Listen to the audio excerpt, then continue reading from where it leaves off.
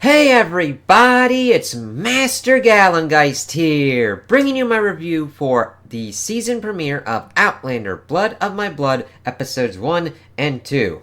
And I mainly have to do that because the way I do my thumbnails on the certain kind of thing, I'm not going to be able to have the episode titles, so I'll at least say them in here. Episode 1, Providence, and episode 2, SWAK, Sealed with a Kiss. So, this is a prequel series detailing Jamie's parents and Claire's parents. From the way I was reading with what was kind of given with certain kind of episodes of what they kind of deal with, first one kind of deals with Jamie's parents, second one kind of deals with Claire's parents. However, there is more overlap for them than what I thought was going to be going on. And they have already been renewed for a second season, which I'm like, okay, this was detailing the story of both of their respective ones. However, I'm more of the mind that it's really kind of strange that we now have all this kind of stuff kind of going on with Claire's parents traveling through the stones. And that is going to definitely throw some people off in the first episode because you will see Claire's mother, Julia, at the Lovett estate regarding Brian Fraser. And then you see her father with the Grants and being Bladier with them. It's like, what the fuck's kind of going on here? Because the whole main thing of the first episode deals with Jamie's mother, Ellen Mackenzie, and the death of her father, Red Jacob. And we get certain kind of flashbacks to see that she was pretty much a favored and pretty much built up to pretty much run the clan. However, her being a woman, that's not really going to be a possibility. And then we just pretty much get the same kind of shtick going on with Cullum and Dougal that we've pretty much seen in the original Outlander series as they're vying to pretty much become Laird. Strange enough with the casting, I think they did good casting with Ellen and Brian Fraser. Murtaugh, I was almost like, okay. Yocasta, the younger actress, worked out pretty well. But I would almost switch the actor that they got for Dougal to be Murtaugh, because his scene he kind of popped in was like, they pretty much did a trap for the Grants as they were trying to like steal cattle, and he cuts off a dude's like hand and shit. But I almost thought it was Murtaugh at first because of like the bushy beard and shit like that. But it pretty much details with like the gathering, people coming and everything. Ellen being like, "What the fuck's kind of going on here?" We get a younger Fitzgibbons and seeing that kind of things going on. A younger Ned, and how he's attempting to pretty much facilitate as much kind of going on in the background as possible. The thing is, we pretty much heard most of the stuff of this going on, and seeing it doesn't really add much for me in that kind of way. We just actually get to see it now instead of it actually being told. So it's like, alright, costuming and everything's on point. Most of the stuff going on with Brian Fraser and learning that his father's an asshole and treats him like an asshole. Murtaugh was pretty much going to the gathering to just get with his aunt and pretty much go for lassies. Him having an eye for Ellen. Brian Fraser just being like, dude, dad, you're a dick, fuck off. And then pretty much uses them both to pretty much spy on other people because he's a fucking tool. Played by the dude who played Marcus in Underworld. Acting wise, he's good in his content of being an asshole. He works it very well. So they kind of go off. Helen has to pretty much fight suitors off with a stick and kind of hide from people. Brian has to be careful because of the animosity between the Frasers and the Mackenzies. And him, of course, being a bastard and everything like that, kind of settling out with that. I do like that he's got black hair because McDub, Black Brian Fraser, it works out. And the thing is, the guy that they got they do a very good job of like doing cadences that Sam Heughan did as Jamie, and also the same kind of look without feeling like it's 8, and just like ripping it just to do it. It feels kind of natural. So he's doing certain kind of contests and games. Murtaugh goes off on the boar hunt and gets the tusk that we see later on, and of course he's doing it as a present for like Ellen. And Yocasta kind of like working her way there, but she like has like a husband and everything. But like Murtaugh's like, no, you can't really put any Mackenzies women in the like shadows and whatnot, and Newcastle's like, woo, kind of like leading up a little later for the Outlander show. But we see that this like one Grant shooter, Malcolm Grant, I believe.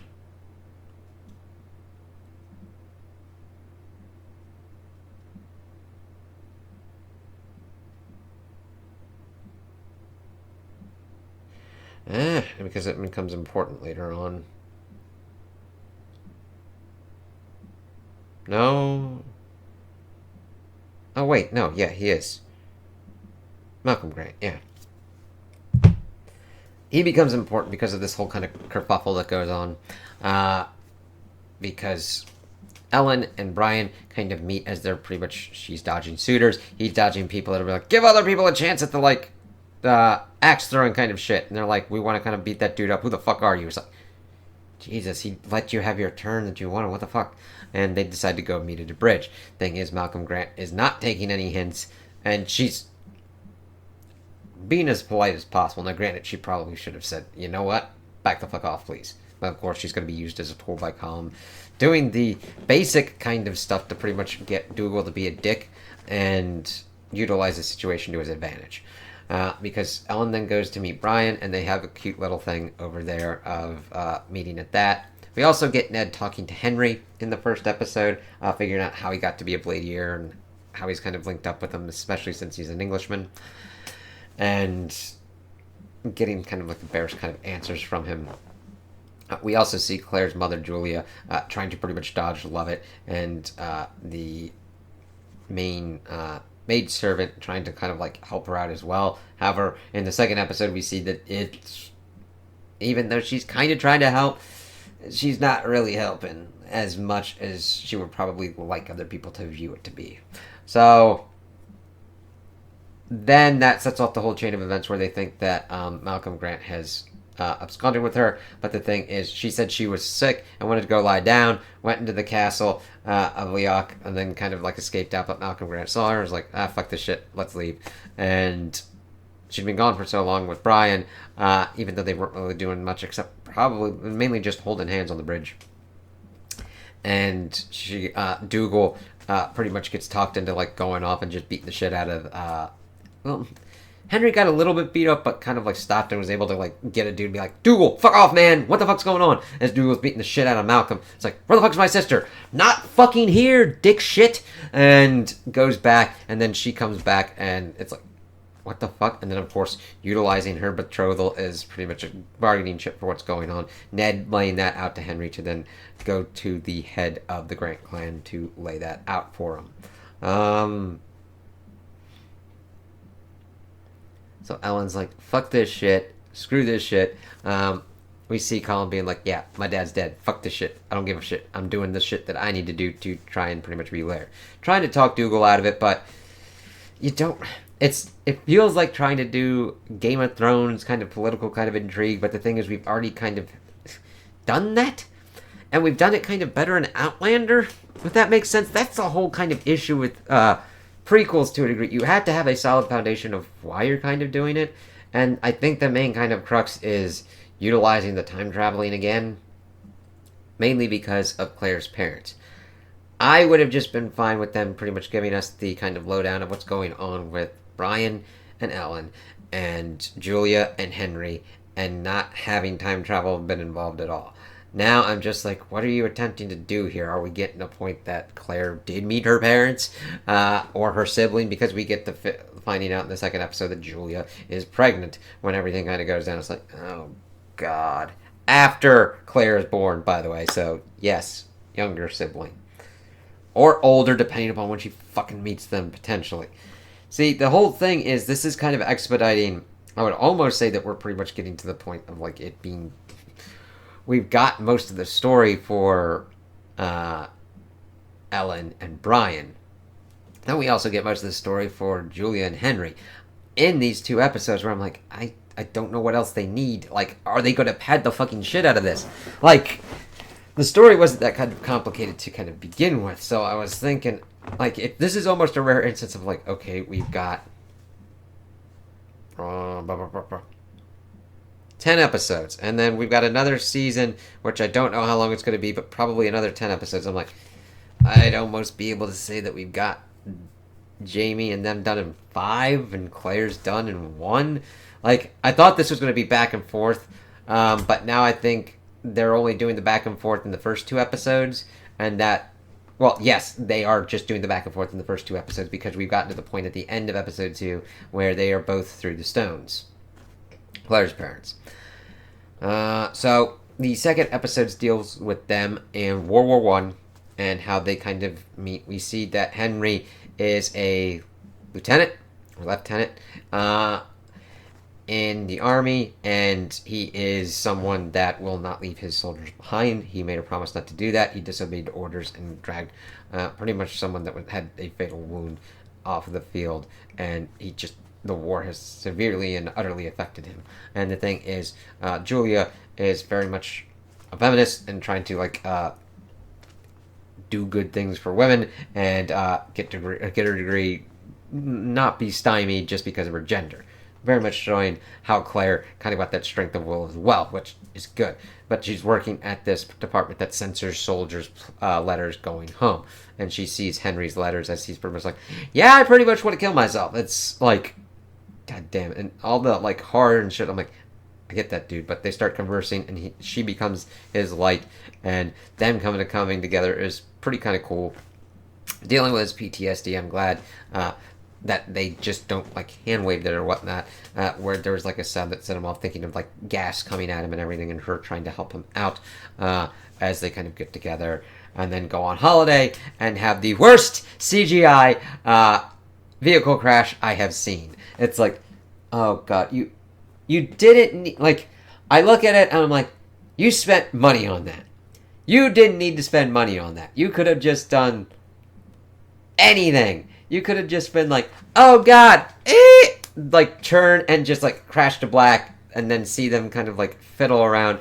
He is trying to get a stone out of his shoe, and Claire, the thing is, we do get linked up with stones involved with it.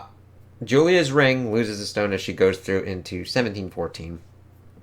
Henry has his wrist watch that is mechanical and most likely has stones. He won't figure that out as easily as Julia because of that. She's like, I need to find my husband, and these people are speaking Gaelic. They bop her ass on the head and sell her off to the Lovett estate as a maidservant, and she's trying to pretty much escape and trying to figure out what's going on there. So she's pretty much stuck there, and Brian does try to help. We get an echoing of Jamie's honor and everything, because Brian's like, hold up, don't give her the lashes, give them to me. And she's trying to go through, find things to get to Inverness and get out of there to get back to her husband. Of course, Brian takes the lashes and everything. He's like, oh, okay, he's cool. And not a complete and utter dick, because his dad's a dick and has treated everybody else like dicks. Like a sack of shit and everything. And it's like, alright, he doesn't want to do that to other people. Good Brian. Good teaching for Jamie on that stuff. Henry goes through and gets to the town's like, what the fuck's kind of going on here? He then gets linked up with the Grants. Pretty much there was this thing going on that they were trying to do a land deal with the Campbells. However, he's like, you better make sure you get the deeds for that shit. And then, of course, the Campbells are like, I'm going to fucking throw you in the well. First, we're going to slit your throat, though. And then Malcolm's like, tell me what the fuck you're talking about. Tells him, he's like, all right, let's go to my dad. And the thing is, the Lovett estate is in a lot of disrepair. And then we see the Grant estate. It's like, why are these fuckers stealing cattle almost all the time? They've got a swank-ass estate. And then they get in there. We get introduced to the head honcho Grant. And Henry is kind of played into this and be like, I kind of don't want to ruffle any feathers. It's like, come on, tell me the shit. It's like, make sure that you actually get the shit in writing. Otherwise the Campbells will just tell you that you've got it and take the fucking taxes and shit from the people that are, and rent from the tenants. Alright, it's like, check also your blade ear for a secret kind of stash pouch that he's got money from other stuff. He's like, alright, and we get Archbug, that we get from Outlander that was important to Ian's kind of story and everything. And we hear beatings and shit like that. It's like, hey, how about you be my new blade ear and everything. It's like, I kind of looking for someone's like, yeah, but if you're my blade here, I can give you access to shit. You can go around and everything, and you have a lot more vast resources. Like, okay, cool. And of course, we had seen previously. Well, we then see the kind of linking up and being like, hey, do this offer betrothal for Ellen, and I can help you find the ladies you're looking for. It's like, okay, cool. We also see the head as Bug is being a dick to Henry, just because he is. He's like, that I didn't like your predecessor. I don't have enough an opinion to form on you. It's like, that's your house, unless you want to like live in the barn and shit. Yeah. Mainly, also the sex scenes that we get are between Claire's parents. Fine. Not stupidly done or anything. I mean, the first bit we see that they're all on holiday and pretty much out in the middle of nowhere. Mainly doing it because that's of course where they had their crash and then do the stones thing. Very similar to the whole Frank situation, except Frank doesn't go after. Well, he does go after Claire, but like he can't travel through the stones and shit. But they're like, that house lady's up our ass, man. Here we go. And of course, seeing them kind of together as they're like working at London.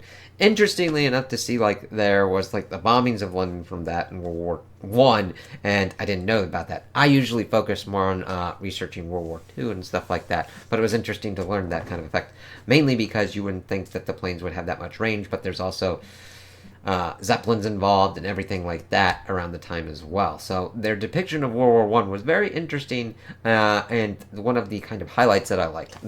It goes along with the lines of what they were able to do with the 1700s, with the costume and everything. That's on goddamn point. So is their World War One stuff. It's like, yeah, costuming, design, everything going on works pretty well.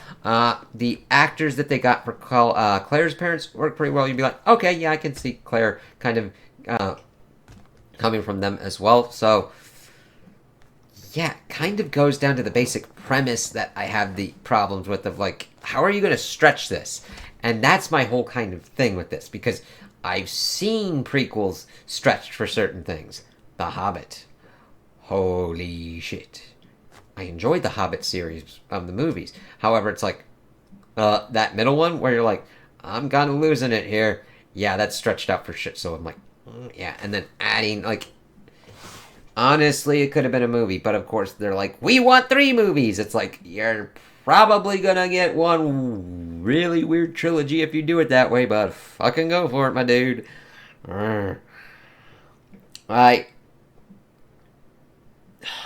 It's really kind of weird. Like, I'm more interested in what's going on with the Outlander stuff, but I'm wondering if they're trying to link this up with the kind of changes that they've made with Faith and Master Raymond, and doing other kind of weird stuff with maybe Jamie's parents, and definitely Claire's parents, since they can travel. So we'll see what kind of weirdness could potentially pop up with that, of what they attempt to do, if they link up with Master Raymond, if they link up with Faith, if they link up with Claire at a certain kind of point, if they link up with Brianna and her kids. It's a lot of strangeness that is going on, and we'll have to see how it kind of works out. I don't know. It seems like this, like, I mean, last season of Outlander introduced some shit that, like, it's like, okay, this could mess with a lot of fucking shit. Why are we doing this? This could also then make that exponentially kind of stranger or weirder. So we'll have to see how that works out. And normally I don't do these on 2 kind of episodes, but I'm like, alright, let's kind of... 3's just right out. Otherwise, I've got to then do 3 separate, like... When they do these kind of things, depending upon what kind of works on with this one kind of worked in my favor, because most of it is like, there's not really that much to go on, except things that are like, okay, this is this. It kind of works well enough that a bleed through melding together kind of naturally occurs, where I don't need to completely and utterly differentiate on certain kind of things. If you get into like 3 episodes or whatnot, where it like builds onto each other, or certain episodes are like boom, boom, boom, where it's like this is like they're happening concurrently, and most of the kind of overlap is kind of negligible, and you can just kind of hit one episode where it's like this, and the other episode where it's like that. I don't really usually like fusing them together, and I normally don't even like, and I'm gonna have to be like, alright, then I have to watch one, so that way I can stop the bleed over effect, review it. Then I gotta watch the second one and watch the bleed over effect, and then do that one. So it's like, alright, it's just it fucks up with my shit. Otherwise, like, if you're gonna do that shit, I would rather prefer you be like, alright, just release it all in one go so I can stream it, not stream it, or watch it at my leisure, and then either do it at a certain kind of cadence, or just do it as the whole season, gather my thoughts, understand what's important, what's not, and then be able to expound on that. Like, I'm glad that... And it also is like, if people who don't want to binge, that's fine. Just release one episode to premiere and be like, alright, let's kind of see where this goes. That way it's easier to kind of do it. If you're going to do weekly, just do weekly, one episode. It's fine. So, we'll see how this kind of works out. I don't know. I don't have any problems with any of the actors, really. It was interesting to see, like, Angus and Rupert spying in on Dougal as he's pretty much just banging a chick. And that was interesting because I think that's those that are playing their younger selves are actually the children of the actors who played those characters, which is just kind of funny. So we'll see how this kind of, like, rolls out. So those are my opinions on the episodes. Tell me what you guys think in the comments below. If you liked them, if you didn't like them, if you agree with me, if you disagree with me. Also, like and subscribe, and I hope you have a good day.